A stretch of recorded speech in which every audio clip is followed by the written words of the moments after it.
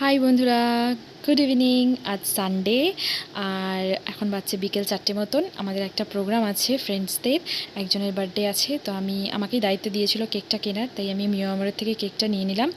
এবার আমি চলে যাব আমার এক বান্ধবীর বাড়িতে, সেখান থেকে আমরা ওর স্কুটিতে করে যাব। ওই যে বান্ধবী, ওর স্কুটিতে করেই আমরা তিনজন আছি। আমরা যাচ্ছি এখন কল্যাণীদির বাড়িতে। কল্যাণীদির বাড়িতে সবাই এক জায়গায় হব, তারপর আমরা যাব লাল মন্দির। লাল মন্দির থেকে এসে তারপর আমরা বার্থডে সেলিব্রেট করব। এখানে চলছে মেকআপ পর্ব। আর এই যে হচ্ছে আমাদের কল্যাণীদি। তো আমরা এখন কল্যাণীদির বাড়িতেই বসে আছি। তো মোটামুটি সবাই চলে এসছে। এখন আমরা বেরিয়ে যাচ্ছি লাল মন্দিরের উদ্দেশ্যে। তো এখানে দেখো সবাই স্কুটি নিয়ে এসছে, আমরা দুজন তিনজন করে বসে গেছি। এই স্কুটি করেই আমরা চলে যাব। মোটামুটি 10-15 মিনিটের রাস্তা কল্যাণীদির বাড়ি থেকে।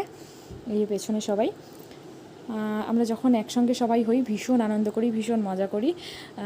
তো এই জায়গাটায় আমাদের মধ্যে কয়েকজন এসেছিল আগে, বাট আমার আসা হয়নি, আমি এইবার প্রথম আসলাম।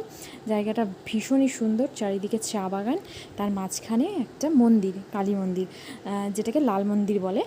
যেহেতু মন্দিরের চূড়াটা লাল, সেই জন্যই হয়তো মন্দিরটার নাম লাল মন্দির রেখেছে। যাই হোক, ওভারঅল জায়গাটা ভীষণ সুন্দর। কয়েকজন আগে চলে গেছে, আমরা পিছনে গল্প করতে করতে একটু পিছিয়ে পড়েছিলাম। ওই যে দেখো, দেখতে পাচ্ছ মন্দিরটা, পরে কাছ থেকে আমি দেখাবো। আর এখানে খুব সুন্দর লাগলো বেশ। এখানে একটা পুকুরও আছে বেশ বড়। আর দেখো পুকুরের মধ্যে গাছের ছায়াগুলো পড়েছে, ভীষণ ভাল লাগছে দেখতে, না? কত সুন্দর জায়গাটা, ভীষণই সুন্দর। আর এরকম পরিবেশ আমি ভীষণ ভালোবাসি। আর এখানে দেখতেই পাচ্ছ সবাই লাইন করেই দাঁড়িয়ে পড়েছি। না, কোনো প্রসাদ দেওয়া হবে না এখানে। এটা হচ্ছে ফটোশ্যুট। প্রথমে গ্রুপ ফটো তোলা হচ্ছে। কে কোথায় দাঁড়াবে, কার জন্য কে ঢেকে যাচ্ছে, কাকে দেখা যাচ্ছে না, এই নিয়ে চললো গণ্ডগোল। কিছুক্ষণ ফটো তোলা হলো, এইবার শুরু হয়ে গেল সিঙ্গেল ফটো তোলা। কেউ বলছে আমাকে এইখানে তুলে দে, এই জায়গাটা খুব ফটো সুন্দর উঠবে, কেউ বলছে আমাকে ওখানে তুলে দে, ওই জায়গাটা ফটো সুন্দর উঠবে। এই করতেই সময় শেষ। যাই হোক, সন্ধে পড়ে গেছে, সূর্যর মামা ডুবে গেছে। এবার চলে যাচ্ছি আমরা আবার কল্যাণীদির বাড়িতে। ওখানেই আমাদের কেক কাটিং হবে শর্মির। হ্যাঁ, ওর নাম শর্মি, যার বার্থডে সেলিব্রেট করছি আমরা। আর দেখো সূর্য ডুবে যাচ্ছে, কি ভাল লাগছে আকাশটা দেখতে। প্রকৃতি কত সুন্দর, না? বাড়ির বাইরে না বেরোলে, না আসলে এত সুন্দর একটা দৃশ্য দেখতেই পেতাম না, এত সুন্দর একটা জায়গাও হয়তো দেখতে পেতাম না। আমি যখন বাড়ি থেকে বের হই, বিশেষ করে আমার এই গ্রুপটার সঙ্গে, আমার মনে হয় না আমি ঘুরে বাড়িতে যাই। আমার এত ভালো লাগে, মনে হয় ওদের সঙ্গে যদি থেকে যেতে পারতাম এইভাবে, ভীষণ ভালো লাগে। কিন্তু কিছু করার নেই, সংসার ধর্ম তো পালন করতেই হবে, স্বামী সন্তানের কাছে তো ফিরতেই হবে। তাই আর চলে এসেছি আমরা। আর এবার হবে কেক কাটিং। এই যে শর্মি, ওর হ্যাপি বার্থডে। তো তোমরাও একটু উইশ করে দিও কমেন্টসে।